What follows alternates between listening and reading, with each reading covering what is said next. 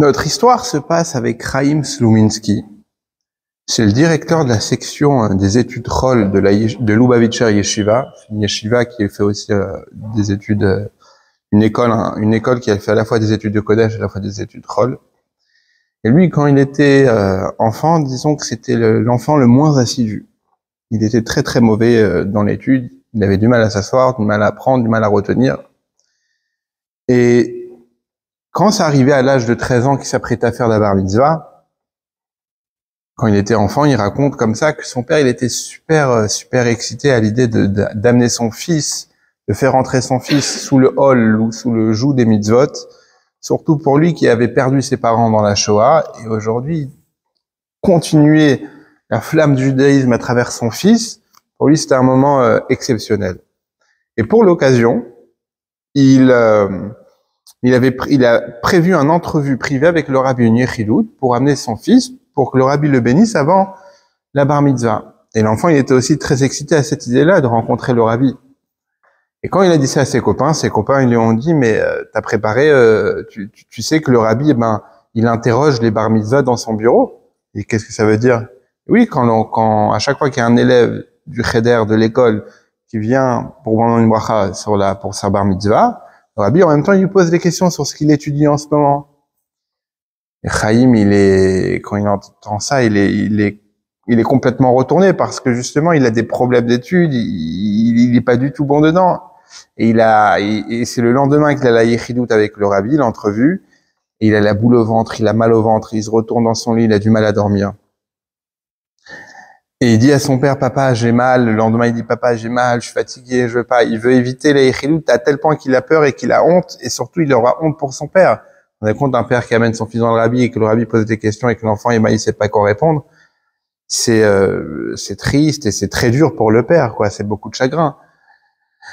Et il dit à son père, voilà, papa, je suis fatigué, j'ai pas envie d'y aller, s'il te plaît, etc. Une autre fois, prochaine fois. Son père lui dit, non, jamais de la vie, c'est pas grave, t'inquiète pas, justement, le rabbi va te bénir, tu iras mieux, ça ira mieux. Et il rentre en Yechidout. Et quand il arrive en Yechidout, le rabbi lui demande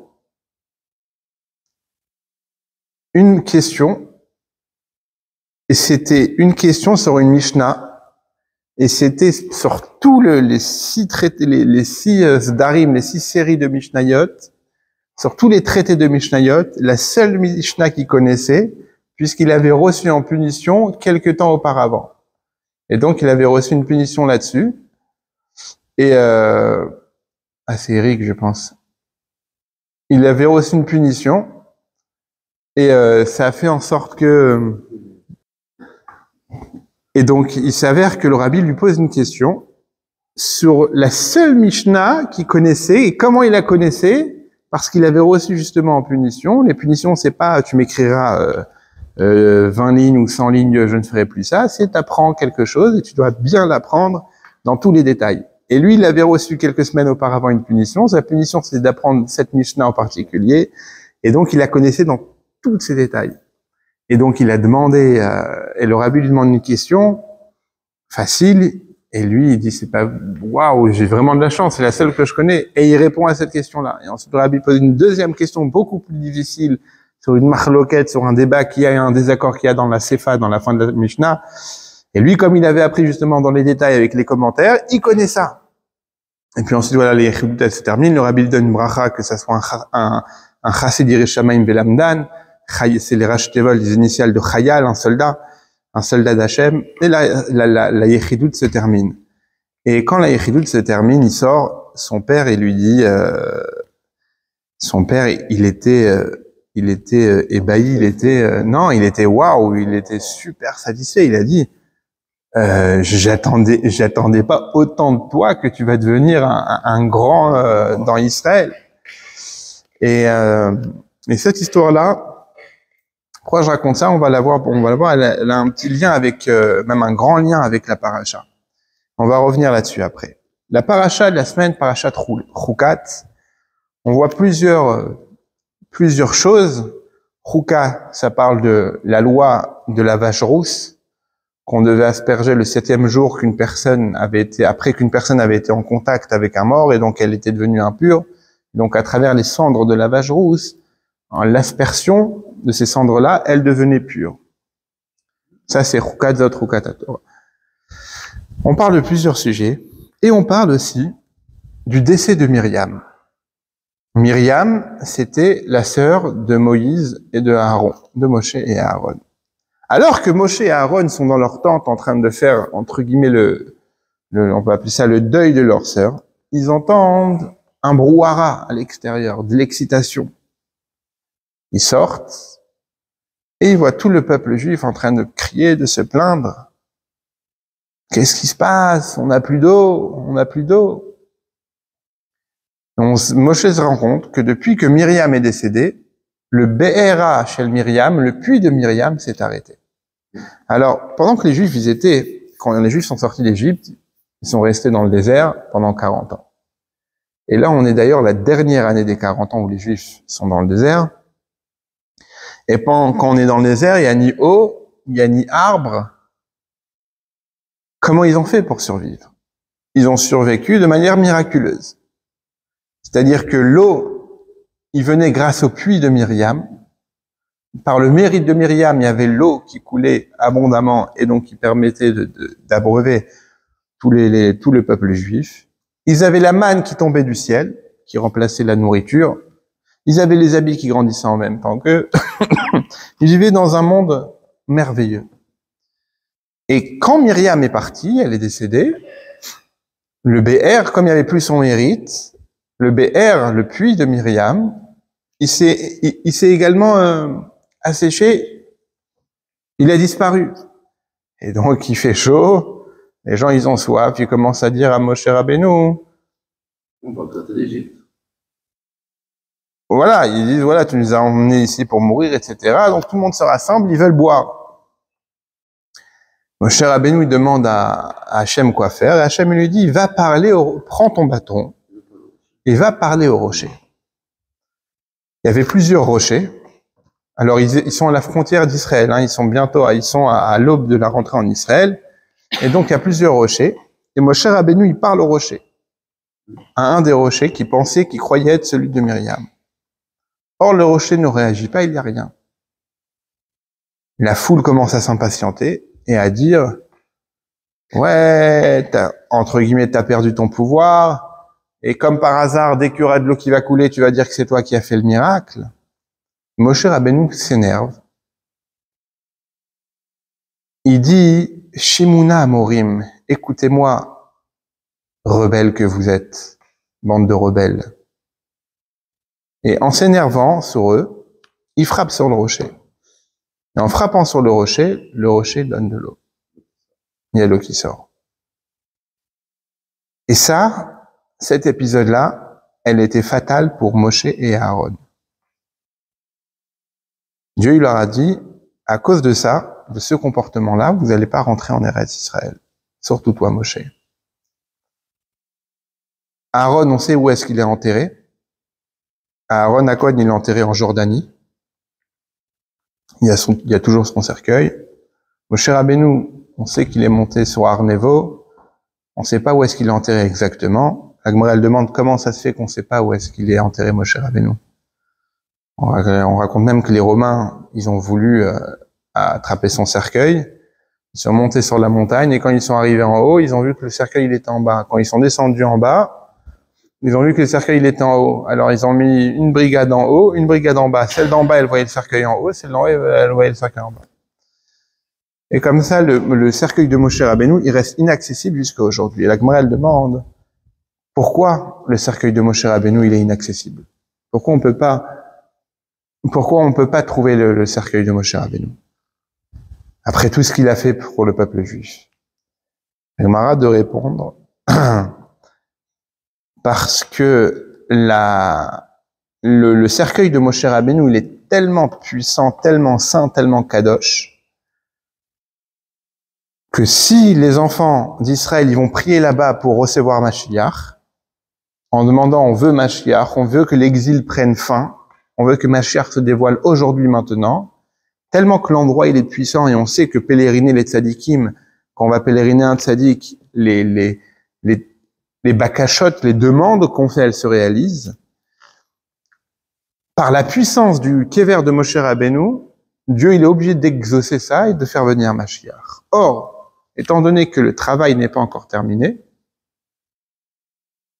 c'est pour ça qu'on n'a pas encore accès au Kever de Moshe Rabbeinu. Mais de là, on apprend l'importance aussi de prier sur le Kever d'un tzaddik, sur le pèleriner sur la tombe d'un tzaddik, et les brachot, les bénédictions que cela peut engendrer. Et revenons à notre histoire. Moshe Rabbeinu s'énerve et dit, puisque vous ne m'avez pas sanctifié publiquement, alors pour ça, vous n'avez pas rentré en Israël. Vous savez, depuis la paracha des Meraglim, on va que de catastrophe en catastrophe. Parachat Shlach, Korach, Chukat, même avant. Depuis la paracha de Béalotra, depuis que le peuple demande de la caille, à manger de la viande, on va de catastrophe en catastrophe, d'épidémie à punition, attaque, c'est-à-dire on enchaîne les catastrophes du peuple juif. Et là, on arrive vraiment à un moment dramatique où Dieu dit, vous n'allez pas rentrer pour ça. Ça fait couler beaucoup d'encre et ça continue à en faire couler chez les Mefarshim, chez les commentateurs de la Torah, chez le Talmud des Chachamim, les sages. Pourquoi? Pourquoi pour cette erreur-là, Moshe Rabbeinu a une punition, entre guillemets, tellement dure? Qu'est-ce qu'il a fait de mal? A priori, Dieu dit, vous avez eu l'occasion de me sanctifier publiquement en disant, regardez, le fait même d'écouter et d'accomplir la parole de Dieu, c'est-à-dire de demander sur un rocher de faire sortir de l'eau et le rocher écoute, et vous l'avez pas fait. Ça veut dire quoi? Le peuple juif, on sait qu'il a un problème en hébreu on appelle ça de mashma'at, de discipline. Il a du mal à se comporter comme on lui demande. Il rouspète toujours, etc. Et là, il y avait une occasion unique. De quoi? De dire, regardez, une pierre, quand on lui dit, sors de l'eau, parce que Dieu, il a dit qu'il faut que tu sors de l'eau, si la pierre fait sortir de l'eau, imaginez-vous l'enseignement qu'il va avoir à ce moment-là pour tout le peuple juif. Qu'est-ce que tout le monde va se dire? Si déjà une pierre qui est un minéral, elle accomplit la volonté de Dieu parce que Dieu l'a demandé. Et alors moi qui suis un Médaber, c'est celui qui parle. C'est pas un minéral, c'est pas un végétal, c'est pas un animal. C'est encore au-dessus de tout ça. C'est celui qui parle, qui a la sagesse, qui construit, qui peut faire, qui bâtit. À plus forte raison que moi je dois écouter sans rouspéter quand Dieu dit quelque chose. Or, le fait que Moshe Rabbeinu a dû utiliser son bâton, quelque part, il a raté l'occasion. Il y a plein de Mefarshim, il y a plein d'explications. Pourquoi? Pour ça. Ça, c'est une des explications. Mais ici, on a quand même une question. Qu'il ait parlé par la parole ou bien qu'il ait frappé, qu'il ait agi en donnant un coup de bâton? Le miracle eut lieu. Pourquoi Hachem s'est énervé? Le miracle eut lieu. L'eau, elle est sortie de l'eau. Parce qu'au moment où il a dit ça, concrètement, il était sur le fait. L'eau, elle est bien sortie l'eau, elle est sortie du rocher, elle est sortie de la pierre. Donc pourquoi il a été puni? Et même, disons que, ok, c'est une erreur. Mais pourquoi la punition est aussi sévère? Il a quand même pris ce peuple-là par la main. Il les a fait sortir d'Égypte. Il a traversé avec eux les 10 plaies. Il a traversé avec eux la mer. Il a traversé avec eux la guerre d'Amalek. Il a traversé avec plusieurs choses. Et il mérite pas tout ça pour les amener en Israël. Et il mérite pas de les faire entrer en Israël. Et là, ici, on a un pirouge de Rabbi, le Ibn Ezra et le Orach Chaim HaKadosh. Le Orach Chaim HaKadosh, c'est Rabbi Chaim Ben Attar. Et le Ibn Ezra, qui était déjà quelques générations avant, il me semble. Et le disent explique comme ça. Moshe Rabbeinu, en réalité, il n'a pas été puni sur le fait qu'il a frappé sur le rocher. Il a été puni sur la manière comment il s'est adressé au peuple juif lorsqu'il les a réprimandés. Qu'est-ce qu'il leur a dit? Shim'u na hamorim. Écoutez-moi bien, si on peut traduire ça, bande de rebelles. Et donc le fait qu'il s'est adressé à eux de telle manière, il a brisé quelque part l'influence qu'un maître doit avoir envers l'élève. Toute l'éducation. On reconnaît ici que le peuple juif a un problème, comme tu as dit, de discipline. Mais la manière comment tu parles à un enfant, la manière comment tu vas parler à une personne, c'est ce qui va permettre soit de l'élever, de le tirer vers toi, de le faire avancer dans la vie, ou bien de le stigmatiser, de l'étiqueter et dire « t'es un rebelle, il n'y a plus rien à faire avec toi, c'est terminé ». Et ces deux Mefarshim-là, du Ben Ezra et le Chaim Akadosh, ils expliquent ça. Ils disent qu'en réalité, Moshe Rabbeinu, la punition qu'il a eue, elle était... Pourquoi il a... Cette punition, c'est quoi? C'est qu'il les a pas rentrés en Israël, il les a pas fait en Israël. Rentrer en Israël, c'est quelque part dur pour Moshe Rabbeinu, mais c'est quelque part lui dire, voilà, ton chemin il s'arrête là. Du moment que tu juges par toi-même en disant que c'est des rebelles et qu'il n'y a plus rien à faire, alors à ce moment-là, tu peux pas les faire rentrer en Israël, tu peux pas continuer avec ça. Les Havdil, hein? Quelque part, Moshe, ça a toujours été le vecteur d'Hachem. Il lui a toujours dit de dire, de s'adresser au peuple de telle façon. Et là, en fait, c'est comme s'il avait pris l'initiative de le faire lui-même, en fait. Sans que Dieu lui dise. Alors, bravo, c'est aussi une explication qu'on voit quelque part. C'est qu'il les a jugés par lui-même. En général, c'est Dieu qui juge le peuple juif en disant pousse-toi, je vais tous les détruire. Et là, Moshe Rabbeinu vient, il intervient, il s'interpose. Et là, c'est le contraire. Bravo. C'est Moshe Rabbeinu qui vient juger, c'est Dieu qui s'interpose. Il dit je le connais mon peuple, c'est vrai, mais c'est pas à toi de Chazé Shalom, pas les insulter, mais les rentrer dans une case en disant c'est des rebelles et il n'y a plus rien à faire. Il y en a il y a un autre, on l'a déjà évoqué plusieurs fois ce point-là, et Eliyahu Hanavi aussi. Il a eu un moment où il a abandonné. Il s'est dit quand Eliyahu Hanavi, le prophète Élie, il était une période où le peuple juif était énormément attiré par l'idolâtrie. Et lui, il a combattu ça sur le mont Carmel, il a fait brûler, il a fait descendre un feu du ciel, il a fait tuer tous les faux prophètes, les idolâtres. Et quand même, à chaque fois, le peuple juif retombait encore dans la faute, dans l'idolâtrie. Jusqu'à un moment, il a complètement abandonné. Et il s'est terminé, ce peuple-là, il y a plus rien à faire, c'est une cause perdue. Il y a plus rien à faire avec lui. Et qu'est-ce qui se passe? C'est que jusqu'à aujourd'hui, qui est-ce qu'on invite dans les Brit Mila? Eliyahu Hanavi. Qui est-ce qu'on invite le soir de Pessah, le soir du Seder? Eliyahu Hanavi. Pourquoi le soir du Seder on ramène Eliyahu Hanavi et pas Moshe Rabbeinu? C'est Moshe Rabbeinu l'acteur principal de la sortie d'Égypte. La Brit Mila, pareil. Pourquoi à la circoncision on ramène pas Avraham Avinu? On le dit d'ailleurs. On le dit au moment de la Brit Mila, on dit de la même manière qu'il rentre dans le bris d'Avraham Avinu. On parle d'Avraham Avinu, c'est la bracha que la bracha que le père il dit, voilà, l'achniso vivrito chez l'Avraham Avinu. On parle d'Avraham Avinu, alors pourquoi c'est pas Avraham Avinu qu'on invite, c'est Eliyahu Hanavi?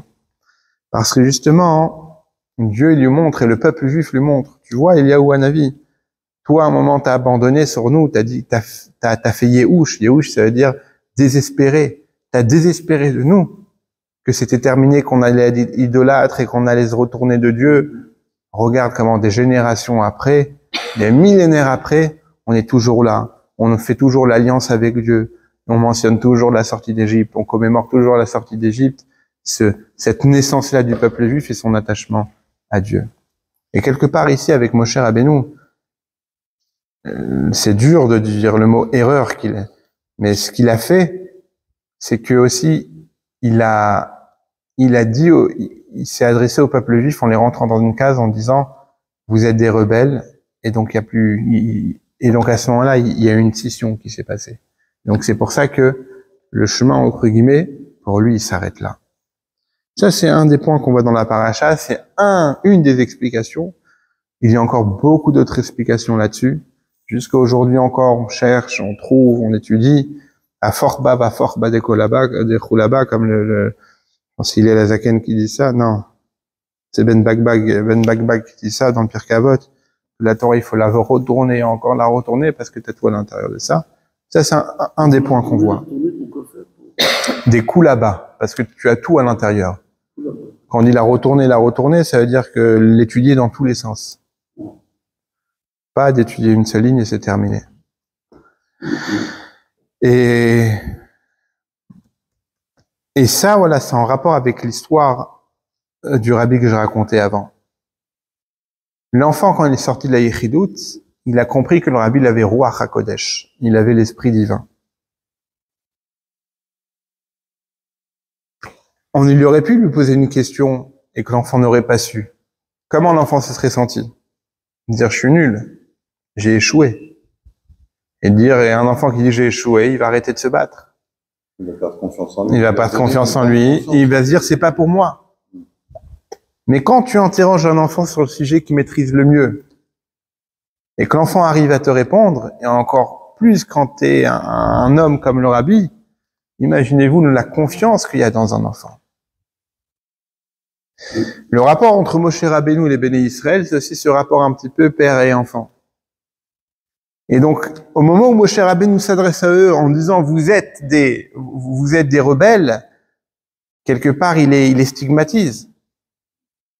Et normalement le guide, au contraire, il doit trouver le bon qu'il y a dans chacun. Et Moshe Rabbeinu, il a toujours fait ça. Jusqu'à aujourd'hui, Moshe Rabbeinu, il a toujours trouvé ça, il a toujours trouvé le bon.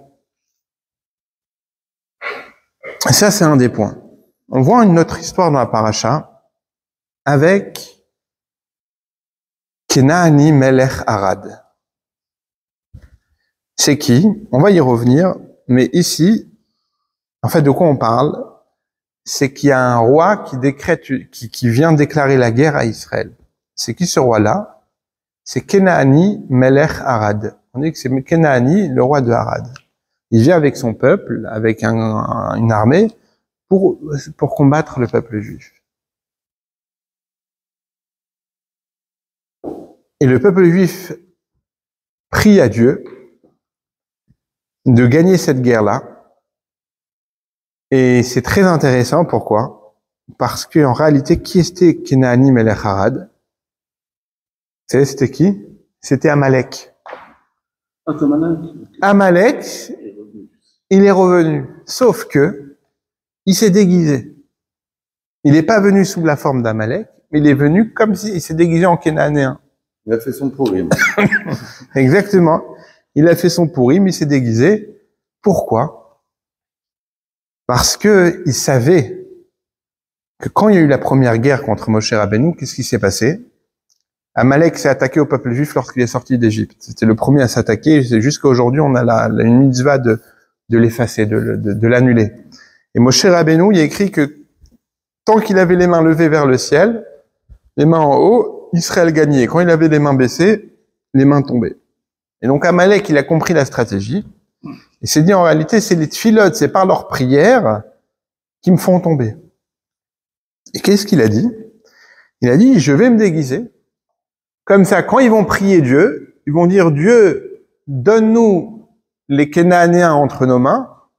Mais puisqu'en réalité, c'est pas des Kénanéens, ce sont des gens déguisés, alors la tfila, elle va te viser ailleurs.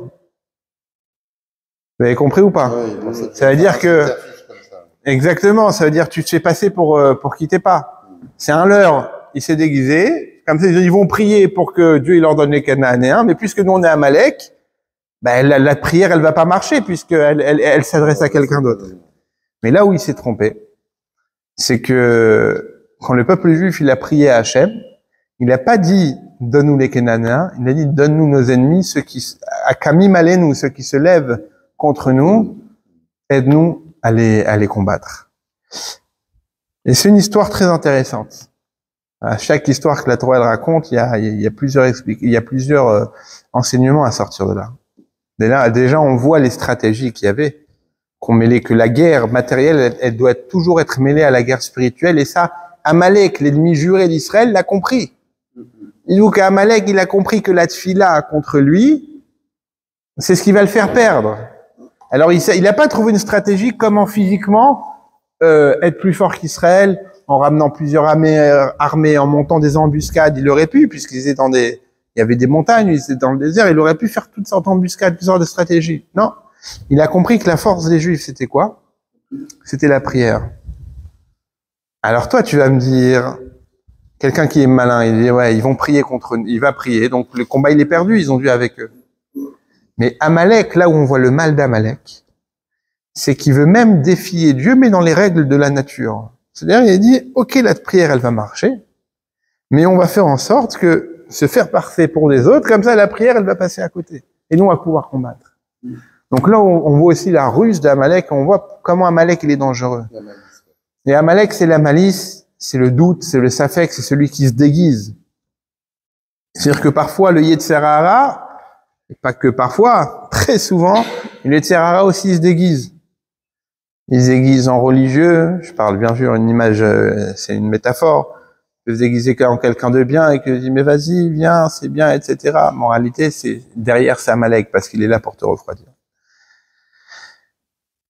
Il y a une histoire qu'on raconte comme ça par rapport au changement de la prière. C'est très intéressant parce que déjà,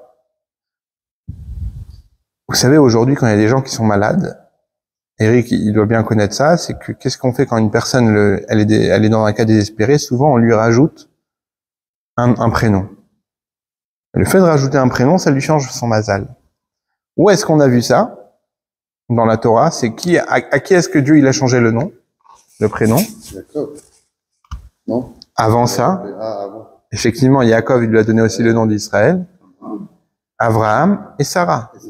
Avant, c'était Abraham. Dieu, il lui a rajouté un He. Abraham. Sarai, c'était Sarai. Dieu lui a rajouté Sarah. Et ça veut dire quoi? Comme Rachid dit, Abraham, lui, il pouvait pas avoir d'enfant. Sarai, elle peut pas avoir d'enfant. Mais Abraham et Sarah, eux, ils peuvent avoir d'enfants. C'est-à-dire que parfois, le mazal, le mazal d'une personne, le destin d'une personne, la destinée d'une personne, elle est bloquée dans le nom. Et le fait de rajouter un nom, c'est pour ça qu'on choisit aussi des noms à des personnes, on donne des bons noms. Parce que c'est le reflet de l'âme. Et même parfois, en changeant le nom, et ben, on va changer la chose. On le voit pas seulement dans le nom des personnes, mais on le voit aussi dans des endroits. Il y a une très belle histoire que le Zohar raconte avec Ravacha. Ravacha, il est arrivé à la ville une ville en Irak qui s'appelait Pashra. Et quand il est arrivé là-bas, les gens se sont réunis pour les gens, c'était un grand Amora. Les gens se sont réunis pour l'accueillir. Et quand il est arrivé, ils lui ont dit, et tu fais quoi avec les centaines, ils ont dit là-bas un langage particulier, avec les centaines de pertes, avec les centaines de pertes. Et lui, il a dit, mais de quoi vous parlez? Ils ont dit, mais de l'épidémie, il y a une épidémie qui frappe notre ville et les gens meurent les uns après les autres. Et qu'est-ce que tu nous suggères de faire pour ça? Il a dit, venez, on va tous à la choule, on va prier. En allant vers la choule, vers le Beth Knesset, il entendait encore des gens qui avançaient, ah, t'as entendu, telle personne elle est morte, telle personne elle est morte, Dieu nous en préserve, comme quand il y a eu le Covid, mais là, dis-toi, à grande puissance. Et quand il a vu que la Magéfa, l'épidémie, elle continuait, il a dit de rassembler 40 personnes des plus sages de la ville, et il les a divisées en 4 minyanim, donc 4 fois 10 personnes, il leur a dit à chacun d'aller dans les 4 coins de la ville, et de lire, une fois qu'ils arrivent, les 4 équipes dans les 4 coins de la ville, de lire la paracha des Kétoret. 3 fois. Lire la paracha des Kétoret 3 fois. 3 fois parce que c'est une chazaka, il y a une force quand on dit des choses 3 fois, et ben, ça donne un aspect fortifié, un aspect défini. Et il leur a dit, après ça, une fois que vous avez terminé, vous allez aller devant la maison de tous les malades et leur lire encore une fois la paracha des Kétoret. Ils ont fait ça. Et la Magéfa, l'épidémie s'est arrêtée. Mais il s'est pas contenté de ça. Il a changé le nom de la ville en disant, alors le nom exact, c'est des noms araméens. Shafra, ça voulait dire, c'était un nom qui était péjoratif, ce qui voulait dire la dureté ou quelque chose comme ça. Et lui, il a changé ça avec un nom où il y avait le mot, c'était deux noms. Le deuxième, c'était Chassia. Chassia, c'est le mot chas. Comme quand on entend quelque chose de grand, on dit ah chas ve shalom, chas ve chalila. Chas, ça veut dire la miséricorde, la bonté. Chusana, comme on dit dans les Tachanunim. Chus verachem alenu. Et pitié de nous, c'est la pitié. Et quand il a changé le nom, l'épidémie, elle est complètement partie. Donc on voit ici que non seulement le nom d'une personne, ça peut changer, mais parfois même le nom d'un makom, le nom d'un endroit, eh ben, on le change. Et ça, on le voit aussi dans la Torah, avec Avraham Avinu, avec Yitzhak, avec Yaakov, quand il y a l'altercation avec Lavan, ils ont fait l'alliance. Chaque fois qu'il y a eu une alliance, eh ben, ils ont changé le nom de la chose. Et on le voit dans la paracha, avec quoi? Mais cette fois-ci, c'est un changement, mais c'est un changement vestimentaire. Et ils pensaient qu'avec un changement de tenue vestimentaire, donc, Kenani Melech Harad, il pensait que quand on allait faire la prière, eh ben la prière est visée à côté. Mais concrètement, on peut se dire, de toutes ces histoires-là, de qu'est-ce qu'on conclut, on peut se dire, voilà, c'est facile. Maintenant, dès qu'une personne elle a un problème, qu'est-ce qu'on fait? On le change le nom. On montre Sefer Torah, on rajoute un nom à une personne, etc. Mais concrètement, Rav Acha, ce qu'il a fait d'abord avant de changer de nom, d'abord il a fait les tfilotes, d'abord il a fait les prières, d'abord il a fait cette procédure-là, et après, au final, il a changé de nom. C'est-à-dire que la même chose, quand ils ont fait la guerre contre donc ce roi d'Amalek-là, ils ont d'abord fait les prières, ils ont d'abord fait la tfila, ils ont d'abord dit à Dieu, sors-nous, donne-nous la force de combattre l'ennemi qui se lève contre nous, sans mentionner quel ennemi ça va être. La même chose dans n'importe quelle situation difficile, la première chose qu'on doit faire, d'abord, avant tout, c'est la tfila, c'est la prière.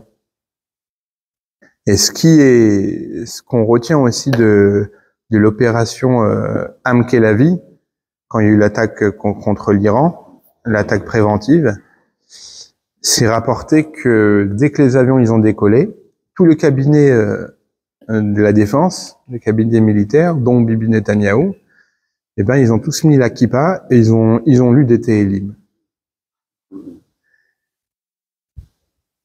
Sans rentrer dans le détail de la guerre ou pas, n'importe quel spécialiste, il dit il n'y a jamais eu une histoire au monde, une opération d'aussi grande envergure d'aviation où il y a 0 perte.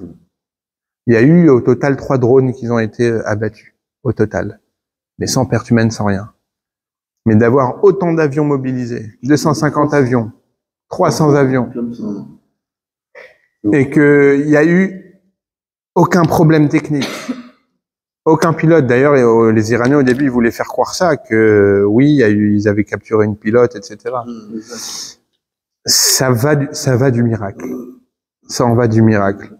Et même la classe politique israélienne qui est un petit peu frileuse avec la émouna, la confiance en Dieu, etc. Même là, même Bibi l'a reconnu, il a dit, on a eu la siyata d'Ishmaïa, on a rien à se dire, on a eu l'aide du ciel, l'aide de Dieu. Sans ça, eh ben, on n'aurait pas pu réussir. Siyata d'Ishmaïa. Shmaïa, c'est un du mot Shamaïm, le ciel. Siyata, ça vient les saïa, aider. C'est l'assistance. L'aide. Comme Siwa humanitari, l'aide humanitaire. En tous les cas, ça veut dire quoi? Ça veut dire que la première procédure à faire, c'est la tfila, et on le voit aussi dans cette guerre-là, c'est que les peuples juifs, il a prié, mais il n'a pas prié en disant donne-moi lui, donne-moi ci, donne-moi ça. Il a prié à Dieu, il a mis toute sa confiance en Dieu. Comme le roi David, il dit, Ashlech al Hashem Yehovecha, vehu yechal kelecha. Envoie ton fardeau sur Dieu, et Dieu, il va te nourrir, il va te donner ce que tu as besoin. Quand on prie à Dieu, il faut pas dire à Dieu, exiger à Dieu qu'est-ce que nous, on a besoin. Il faut avoir confiance et savoir que Dieu, il sait qu'est-ce que nous, on a besoin, et dire à Dieu, donne-moi ce que j'ai besoin, donne-moi ce que tu penses que j'ai besoin, toi. Donc, que Dieu fasse qu'aujourd'hui, on a tous besoin de Mashiach, et on le dit des fois déjà 3 fois par jour. On demande à Dieu qu'on ait le mérite de revoir Dieu à son retour à Sion, à Tzion, à Yerushalayim. Et donc on prie que cette prière-là de Mashiach puisse se réaliser très prochainement. Amen.